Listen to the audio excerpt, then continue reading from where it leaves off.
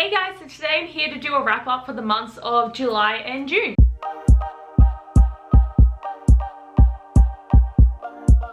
I'm getting so bad with my wrap-ups, but I just don't feel the need to film a wrap-up if I've only read one book in the month, because it's not going to be a very long video and it doesn't look very exciting. Because I've only read 3 books in the months of June and July, but I didn't want to get really far behind again because my last one was like 4 months worth of wrap-ups.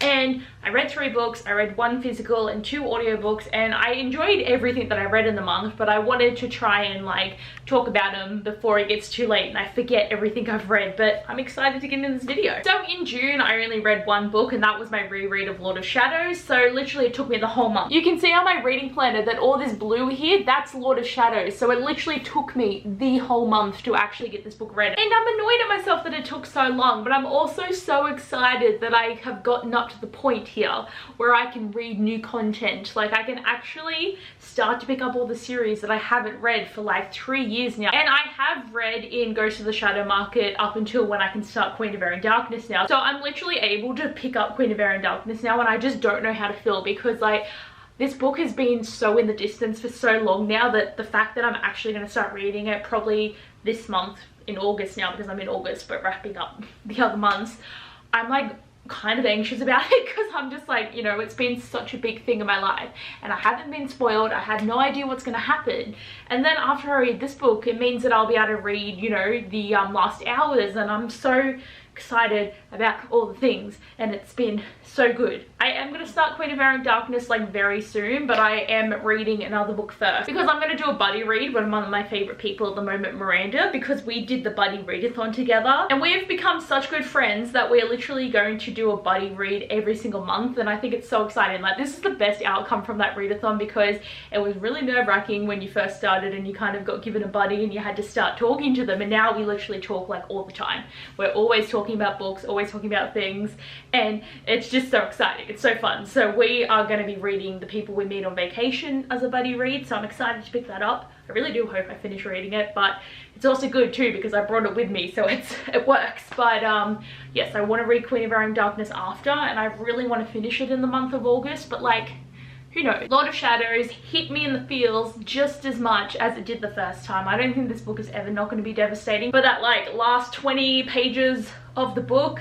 But I really do love these books, and I do feel that The Dark Artifices is probably going to remain my favorite trilogy just for the way that the character interactions and the storylines and the plot and the love stories and the friendships, that it just all is written so well. And I do think it is Cassandra Clare's like best work. Like I do love The Mortal Instruments, but it's the starting point, and she's developed to being a better writer with all these new books. And I don't care if she's writing books until I'm 50. I'm going to buy every single one of them and read them.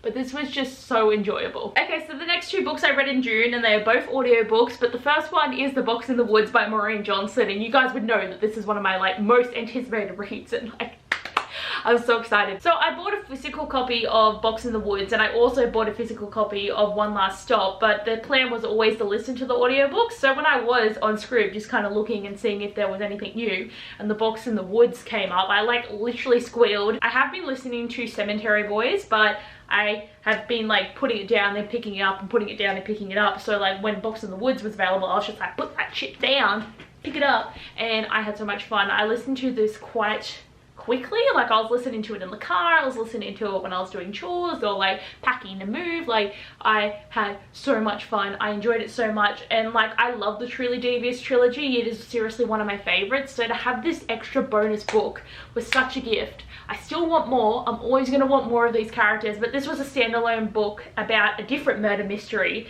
and I feel the same way that like Stevie was so invested in the Ellingham murders that she just put everything into that. So to have a new case that she had heard of but she didn't really know too much about, I felt kind of the same way. Like I also had to get used to it. I also have to like get used to these like new characters and then these new case information, and they did the same thing, that we had like real-time perspective from the people that were involved in the case. But it was also interesting too because people who were there for that case are still alive now. I didn't see where I was going to end. I had no idea what was going on, but it was so investing, and I love Stevie. And the crazy thing too is I actually thought David was quite tolerable in this book because I hate him as a love interest. He's fine as a character, but just don't like him as a love interest. But he was actually pretty decent in this book. So I don't think my like ideals of him have shifted that much, but I can see them more as a couple now, but I still kind of really don't ship it because I feel like she could do so much better.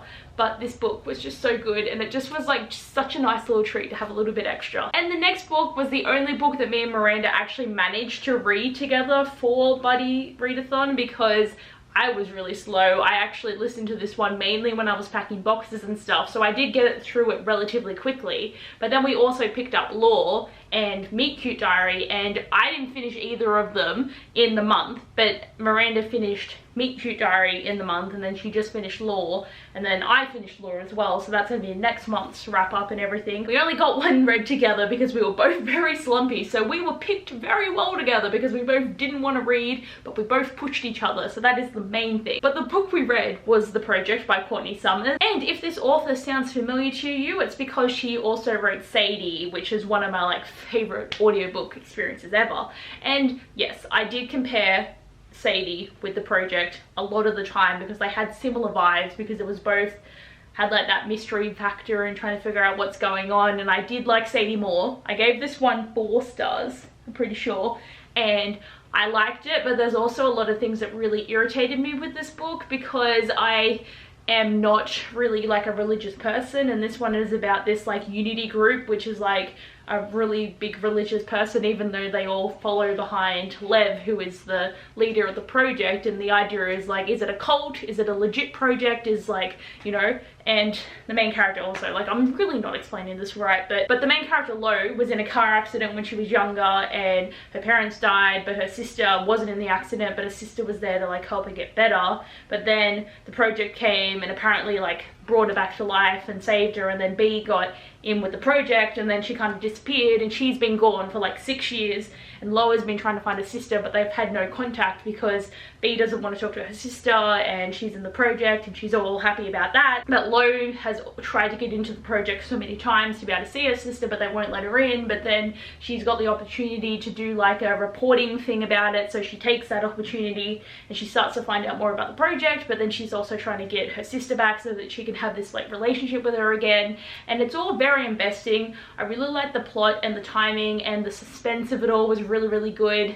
I did see a few of the things that happened at the end of the book coming because it's kind of obvious, I would say, but I also didn't really like Lo as a main character. I thought she was kind of really annoying, and there is some decisions that she makes, but there's also decisions that her sister makes that I just don't like.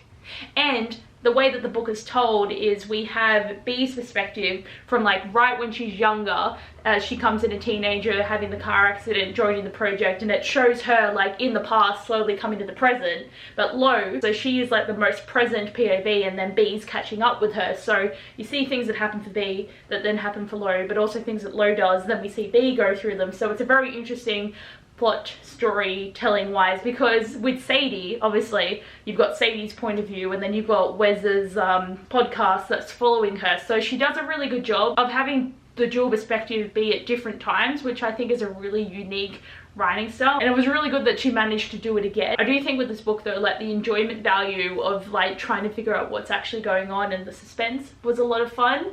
But when I really look at it, there is a lot of things that irritated me. I still would highly recommend this book, but it's not like the best thing ever, and I would recommend reading Sadie first before you pick up this one, so you can read the better book before the not so good book. So guys, that is my wrap up for the month, and like, yes, I could have read better, but I still think Lord of Shadows is like over 700 pages, so that's pretty good in its own right. I think August is gonna have like a better wrap up for me because I'm going into the month with 3 books that I'm nearly finished, so there should be like a nicer wrap up, like a more like normal looking wrap up for once in my YouTube life that hasn't been the same for like a year. Anyway guys, I hope you enjoyed this video. Thanks for watching, and I'll see you guys next time. Bye.